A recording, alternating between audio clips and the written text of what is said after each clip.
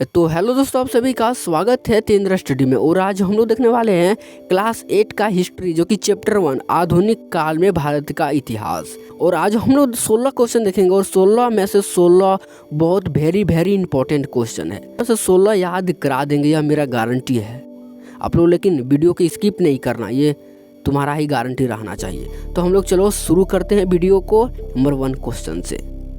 और आप लोग कितना याद कर पाते कमेंट में स्कोर जरूर बताना। नंबर 1 क्वेश्चन है कि इतिहास में किसका महत्व होता है। देखो, इतिहास में सबसे ज़्यादा जो इम्पोर्टेंट होता है क्या, किस चीज़ का होता है? क्या राजाओं का, देशों का, तिथियों का? इनमें से कोई नहीं। सबसे ज़्यादा जो इम्पोर्टेंट होता है वो तिथियों का। हिस्ट्री का पता किससे चलता है? डेट से ही पता चलता आखिर किस काल में क्या हुआ है, तो तभी ना पता चलता डेट से। तो इसका तिथियां सही हो जाएगा। तो हम लोग देखते हैं दूसरा नंबर क्वेश्चन है कि लोग इतिहास को किससे जोड़कर देखने की कोशिश करते हैं। बताना, क्या कहानी से जोड़ता है, क्या तारीखों से जोड़ता है, क्या महीनों से जोड़ता है? इनमें से कोई नहीं। आखिर किससे वह जोड़ के वो याद करने का कोशिश करता है? तो जो सही हो जाएगा इसका तिथि, जो कि इसका बी नंबर सही हो जाएगा। तिथियों से वो जोड़ कर तभी तो पता लगा सकता है ना कि किस घटना में क्या घटा है। तब तो हिस्ट्री, यानी कि हिस्ट्री तो उसे कहते हैं तिथि का जो पता चलता है। तो हम लोग चलते हैं 3 नंबर क्वेश्चन पे। इतिहास का सामान्यतः कितने काल खंडों में बांटा गया है? देखो, इतिहास तीन खंडों में इसको बांटा गया है। 3 खंडों में इसको बांटा गया है। तो इसका राइट आंसर सी हो जाएगा। तो हम लोग देखते हैं चौथा नंबर क्वेश्चन।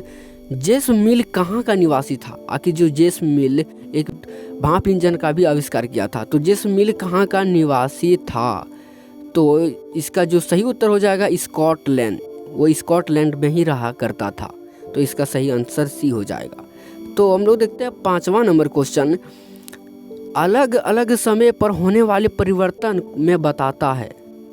आखिर जो अलग अलग, जो पहले हम लोगों का किस तरह से प्रजाति हुआ करता था, तो अभी उसमें थोड़ा सा चेंज हुआ है, बहुत सारा चेंज हुआ। तब अभी तो बहुत सारा फैंसी निकल गया है। तो इससे हम लोग किससे पता चलता है? तो इतिहास से ही पता चलता है। तो इसका ऑप्शन ए हो जाएगा। इतिहास ही ऐसा है जो कि हम लोग बीते हुए समय को हम लोग याद कर सकते हैं तिथियों के माध्यम से, वो भी इतिहास से। ये हिस्ट्री सबसे ज़्यादा इम्पोर्टेंट है। तो देखो, हम लोग 6वां नंबर क्वेश्चन देखते हैं। लॉर्ड क्लावी ने भारत का नक्शा तैयार करने के लिए जिम्मेदारी किसे सौंपी थी? जो लॉर्ड क्लावी था वो भारत का पूरा, मतलब भारत का जो नक्शा बनाने का जो जिम्मेदारी किसको दिया था? आखिर बनाना है कि भारत का नक्शा किस तरह से है, तुमको बनाना है। तो जिम्मेदारी दिया था, ऑप्शन ए हो जाएगा इसको, जेम्स रेनल इसका सही उत्तर हो जाएगा। तो हम लोग देखते हैं 7वां नंबर क्वेश्चन। अंग्रेजों द्वारा जो स्थापित भारतीय राष्ट्रीय अभिलेखागार स्थित है। आखिर जो ब्रिटिश शासन के जो समय में क्या स्थापित किया गया था? क्या कोलकाता होगा, चेन्नई, मुंबई, नई दिल्ली? तो इसका जो सही उत्तर हो जाएगा नई दिल्ली। नई दिल्ली ब्रिटिश शासन काल से ही चला आ रहा है, तो नई दिल्ली हो जाएगा। तो हम लोग, मतलब अंग्रेजों ने स्थापित किया था नई दिल्ली ही। 8वां नंबर क्वेश्चन देखते हैं। ब्रिटिश शासन के माध्यम से ही भारत सभ्यता के मार्ग पर आगे बढ़ सकता है, यह कथन किसने कहा है? बताओ। जो ब्रिटिश शासन के माध्यम से ही भारत का सभ्यता मार्ग आगे बढ़ सकता है, यह किसने कहा था? जैसमिल ने ही उसको कहा था। जैसमिल इसका सही आंसर हो जाएगा। तो हम लोग देखते हैं 9वां नंबर क्वेश्चन। 9वां नंबर क्वेश्चन है कि अभिलेखों को सुंदर ढंग से लिखने वाले को क्या कहते हैं? जो अभिलेख पहले लिखा जाता था, अब नहीं लिखता, लेकिन पहले समय में अभिलेख लिखा करता था, इसीलिए उसे सुंदर ढंग से जो लिखता था उसको क्या कहते थे? क्या सुलेखनवीस कहते थे, या फिर खुश नसीब कहते थे, खबर नसीब कहते थे?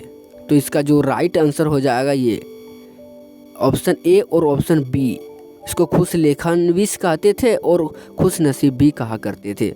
तो हम लोग देखते हैं कि 10वां नंबर क्वेश्चन। सरकारी दस्तावेज रिकॉर्ड्स कहाँ रखे जाते थे?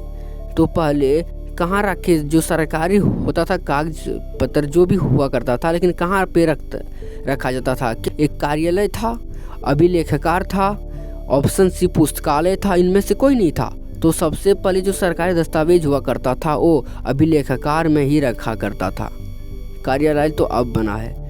पहले नहीं था। अभी लेखाकार जहाँ पे लिखा करता था वहीं पे रखता था। तो 11वां क्वेश्चन है, इसका बी नंबर सही हो जाएगा। तो 11वां क्वेश्चन है कि कश्मीर से कन्याकुमारी तक का विस्तार कितना है।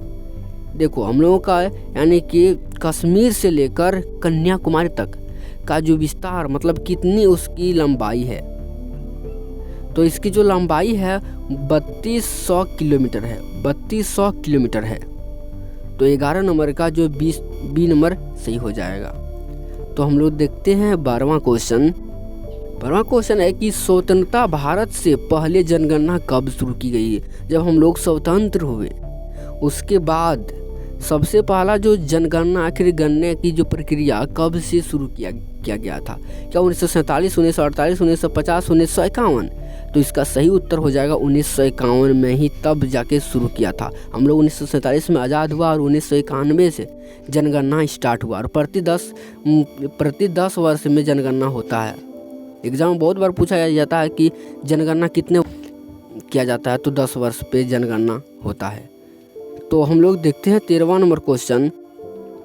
भारत के अंतिम वायसराय कौन थे।